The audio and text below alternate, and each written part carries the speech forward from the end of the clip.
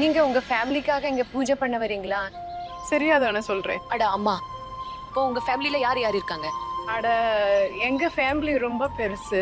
அதுல ஆனந்த் பாபு இருக்காரு, மயங்க் இருக்காரு, நீலம் இருக்காங்க, பாட்டியும் இருக்காங்க. அப்புறம் நாங்க அட, 7. இல்ல ஆண்டி, நான் உங்க ஃபேமிலிய பத்தி தான் கேட்டேன். உங்க கணவர், குழந்தை, அப்புறம் வீட்ல பெரியவங்க எத்தனை பேர் இருக்கீங்க? எங்க ஃபேமிலி ரொம்ப சின்னதுங்க. அப்படியா? ஒண்ணு என் கணவர், அப்புறம் ஒண்ணு என் பையன் ராஜ். ராஜ் பேர் ரொம்ப நல்லா இருக்கே. என்ன பண்றாரு? என்ன வயசு? அட அவனுக்கு 21 வயசு தான். ஆனா பார்க்க நல்லா வாட்ட சாட்டமா இருப்பான். அப்படியே ரன்வீர் சிங் மாதிரி இருப்பான். அவன் சின்ன எஜமானுக்கு வலது கை. அவருக்காக எல்லா வேலையும் செய்வான்.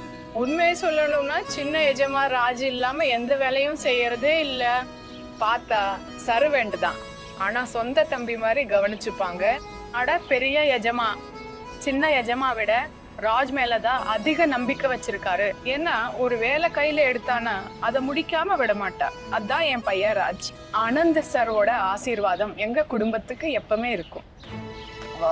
அட பெரிய சர்வெண்ட் குவார்டர்ஸ் எங்களுக்கு தான் தந்தாங்க. அது போக ராஜோட படிப்பு செலவு எல்லாமே அவங்க தான் பாத்துக்கிறாங்க. ராஜ் இருக்கானே, ஆனந்த சார் அப்புறம் ரோஹித் தம்பிக்காக தன்னுயிரே கொடுப்பா.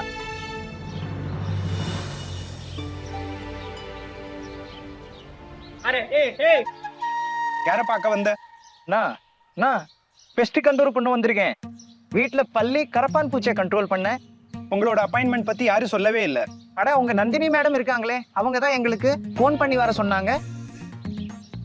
உங்களுக்கு வேண்டாம்னா எனக்கு என்ன, நான் அப்படியே திரும்ப போயிடுறேன். ஆனா ஒண்ணு, நான் போயிட்டேன்னா யாரு கூப்பிட்டாலும் திரும்ப வர மாட்டேன் சொல்லிட்டேன். அப்புறம் அப்பாயின்மெண்ட் 1 மாசம் கழிச்சுதான் கிடைக்கும், அதுவும் ஆபீஸ்ல இருந்து. அப்புறம் எல்லாம் உங்க இஷ்டம். ஐயோ இல்ல, கொஞ்சம் கேளுங்க. வீட்ல ஒரு கரப்பான் பூச்சி இருந்தாலும் அதுக்கு பதிலா மேடம் எங்களை நசுக்கிடுவாங்க. போங்க போங்க போங்க. 1 மினிட். நீ ஏன் கர்ச்சிப்பால மூஞ்சே மூடி இருக்க?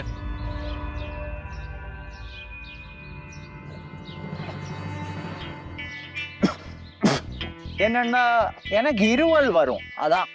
நான் இதை எடுத்துட்டேன்னா அந்த இருமல் உங்களுக்கும் வந்துடும். எடுக்கவா? இல்ல இல்ல, போ போ போ. வழிக்கு வந்திருக்கீங்களா? சரி போறேன். எங்க ராஜ் பெரிய பாடி பில்டர் தெரியுமா? நிறைய பொண்ணுங்க அவன் மேல பைத்தியமா இருக்காங்க. ஆனா அவ ஒரு பொண்ணை கூட பார்க்க மாட்டான். அட அவனோட போட்டோ என்கிட்ட இருக்கு, நீ பாக்குறியா? இந்த ராஜ் பத்தி இவ்ளோ கேட்டாச்சு, இப்போ அவனோட போட்டோ பார்க்கணும். ராஜ் எப்படி இருக்கான் காட்டுங்க. எங்க ராஜ் மசில்ஸ பார்த்தா சல்மான் கானே பயந்துருவாரு. சிவபெருமானே, நான் உங்ககிட்ட எனக்கு கேட்டதெல்லாம் கொடுத்துட்டீங்க. இன்னைக்கு நான் என்னோட ராஜ் முகத்தை பார்த்துருவேன். ஓம் நம சிவாயா. ஹீரோ மாதிரி இல்லைன்னா நான் என் பேரை மாத்திக்கிறேன். அட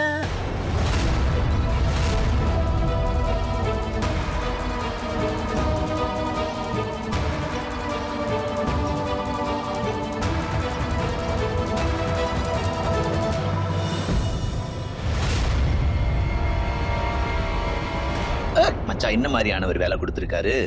ஒரு பொண்ண வேவு பார்க்கணுமா? எங்க இருந்து வந்தா, எங்க படிக்கிறா, எங்க சாப்பிடுறா, எங்க தூங்குறா, எப்படி வாழ்றா, இது எல்லாம் ஒரு பொழப்பா? மயங்க், மாட்டிக்கிட்டோம். அக்காக்கு மட்டும் ஏதாச்சும் தெரிஞ்சது, அப்புறம் மச்சான் தோலை உரிச்சிருவாரு.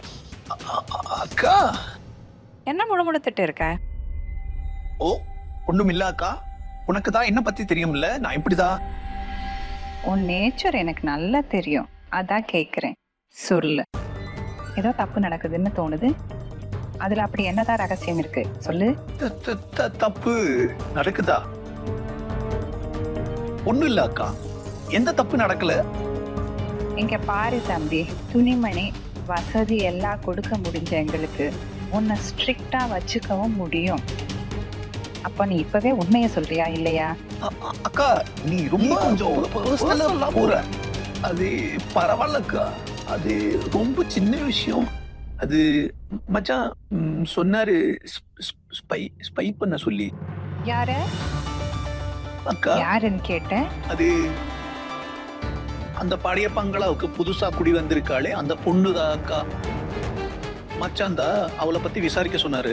என்ன சாப்பிட்றா, எங்க இருக்கா, எங்க படிச்சா, அவளோட ஹிஸ்டரி, ஜியோகிராஃபி, பயோகிராஃபி எல்லாம். இவ்வளவு மட்டும் தான் மச்சா சொன்னாரு. உனக்கு தான் தெரியுமே அக்கா, மச்சானுக்கு தகவல் சொல்லலைன்னா பெரிய பிரச்சனை ஆயிடும். அதனால யார்கிட்டயும் சொல்லிடாத அக்கா, ப்ளீஸ் யார்கிட்டயும் சொல்லிடாத. எங்க வந்து மாட்டிக்கிட்ட, கடவுளே காப்பாத்து. பங்களா பொண்ணு, இங்க என்னதான் நடக்குது?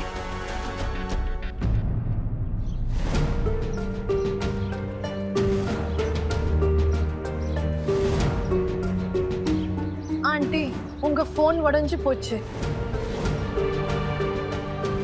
ஆனே ஆக மாட்டேங்குது. என்ன பண்ணிட்டு இருக்கம்மா? இது எப்படியோ ரொம்ப பழைய போன் தானே, குடு பார்க்கலாம்.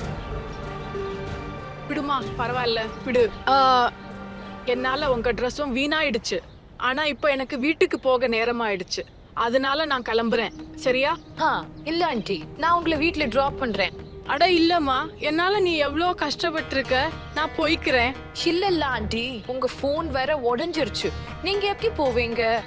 நான் உங்களை டிராப் பண்றேன், ப்ளீஸ். அப்ப சரிம்மா, வா வா போலாம், வா வா. என் சித்தி பொண்ணு பார்க்க அப்படியே ஒண்ணு மாதிரியே இருப்பா, ரொம்ப அழகா. இதோ வீடு வந்துருச்சு.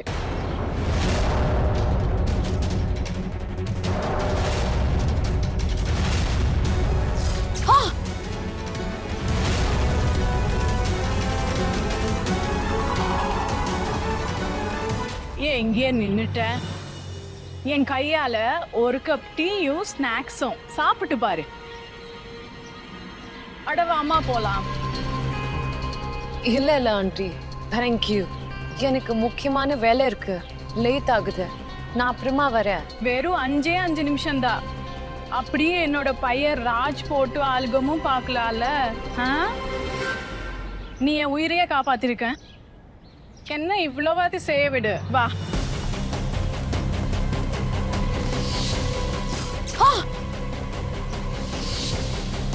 என்ன சோதனையில தள்ளிட்டீங்க சிவபெருமானே. என்ன யோசனை? நான் அவ்வளவு மோசமாலாம் டீ போட மாட்டேன். அது நான் ஆண்டி. வா, வெறும் 5 நிமிஷம் தான். ஒருவேளை ராஜ் கூட வீட்டுல இருக்கலாம். ஒரு பக்கம் ராஜை பார்க்கறதுக்கான வாய்ப்பு, இன்னொரு பக்கம் என்னோட சிச்சுவேஷன். ஆனா என்னால உள்ள போக முடியாது. ஏன்னா எனக்கு தெரியும் என்னால உள்ள நுழையவே முடியாதுன்னு. பொண்ணே, நான் உன்னை இப்படியே போக விட மாட்டேன். அப்போ ஒரு வேலை பண்ணு, அந்த ஸ்நாக்ஸ் சாப்பிடாத, அது உடம்புக்கு நல்லதில்ல. நீ டீ குடி, எங்க வீட்ல கிரீன் டீ இருக்கு. அது வாம்மா, ஆனா வா.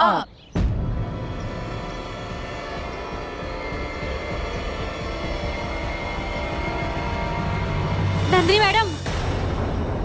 ஆனா பிரியா, நீ இங்க? Sorry to disturb you. உங்க அப்பா கால் பண்ணாரு, ஒரு பேப்பர்ல அர்ஜென்ட்டா சைன் போடணும்னு சொன்னாரு. சீக்கிரமா வா, நான் ஒரு 5 நிமிஷத்துல அவளை அனுப்பிடுறேன். ஆண்டி, இம்பார்ட்டன்ட் இல்லைன்னா டாடி கால் பண்ணி இருக்கவே மாட்டாரு. அதுவும் பேப்பர் ஒர்க்ஸ்ல he is very strict. So நான் போய் ஆகணும்.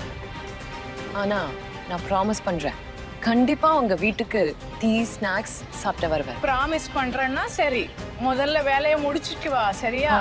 உன் உடம்ப பாத்துக்கோ, சரியா? கிளம்புறேன் ஆண்டி. போயிட்டோம். போலாம்.